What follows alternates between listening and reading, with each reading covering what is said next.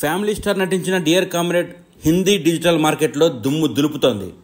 భరత్ కమ్మ దర్శకత్వంలో విజయ్ దేవరకొండ హీరోగా, రష్మిక మందన్న హీరోయిన్గా నటించిన డియర్ కామ్రేడ్ తెలుగులో నిరాశపరిచిన ఎమోషనల్ లవ్ స్టోరీగా ప్రేక్షకుల మనసుల్లో ప్రత్యేక స్థానం దక్కించుకుంది. ఈ సినిమా హిందీ వెర్షన్ యూట్యూబ్లో ఇప్పుడు రికార్డులు క్రియేట్ చేస్తోంది. 400 మిలియన్స్కు పైగా వ్యూస్తో డియర్ కామ్రేడ్ డిజిటల్ రేస్లో దూసుకెళ్తోంది. గోల్డ్ మైన్ యూట్యూబ్ ఛానల్ 2020 జనవరి 19న డియర్ కామ్రేడ్ మూవీ హిందీ వెర్షన్ను అప్లోడ్ చేసింది. ఈ సినిమా 150 భాషల్లో సబ్టైటిల్స్తో అందుబాటులో ఉండడం విశేషం.